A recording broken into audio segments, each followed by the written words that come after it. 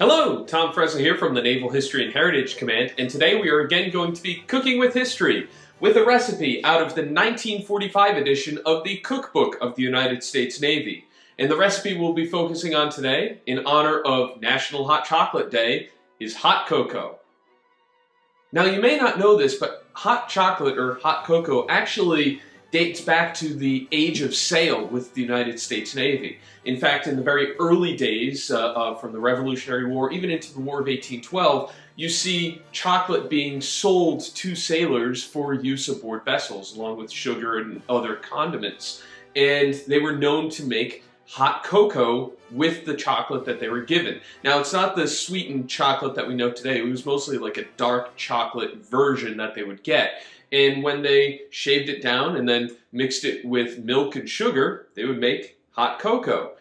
So with that history in mind, you can almost envision sailors aboard USS Constitution shaving down bricks of chocolate, mixing it with hot milk and sugar, and making themselves a version of hot chocolate or hot cocoa that we know today. It was something that they would use to fortify themselves and give themselves a little bit more energy. In fact, up until about the earlier late 19th century, it was believed that hot chocolate or hot cocoa had medicinal purposes for people as well, for stomach ailments and to give them boosts as well. And now we know it was the sugar and the chocolate in it that would give people boosts. And it still does today. Now, unlike the sailors aboard USS Constitution, who probably made this in small batches, the 1945 recipe was meant for a very large crew to be made in the galley in large steam-jacketed kettles. Now, I don't have a steam-jacketed kettle here, and I don't have 100 sailors to give this hot cocoa to, so we've scaled down the recipe so we can make it here, and you can try it at home as well. So the original yield was about 6 1/4 gallons. We've scaled it down to about 5 cups. So we're going to go through the ingredients, tell you what they originally were, and then what the scaled down version is. So again, you can try this at home. So the first ingredient is milk, liquid. Originally 5 1/2 gallons. We'll be using 5 cups. Next is cocoa, originally 1 1/2 quarts. We'll be using 1/4 of a cup and 1 tablespoon. Next is sugar, originally 1 1/2 quarts. We'll be using 1/4 of a cup and 1 tablespoon.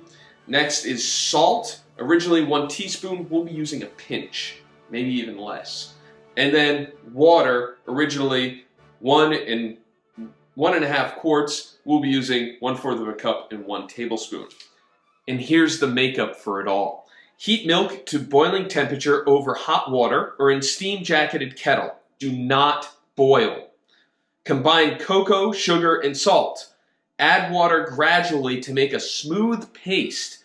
Heat to boiling temperature. Stir cocoa syrup into milk. Beat thoroughly with a wire whip. And that's it. So we're going to get into this recipe and in honor of National Hot Chocolate Day and see how it turns out. Well, our hot chocolate's done, and all that's really left to do now is to serve it on up. And as you can see, it's kind of a very creamy consistency. And we'll put some into our watch mug here.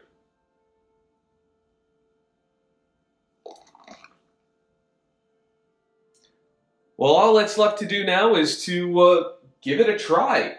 And it sure smells like hot chocolate. It was kind of interesting mixing up the chocolate and sugar and salt and water to create that that paste that it was talking about. It was almost like a brownie mixture, it seemed. But like I said, it smells like hot chocolate, so why not give it a try? It's not bad. It's creamy. It tastes like hot chocolate.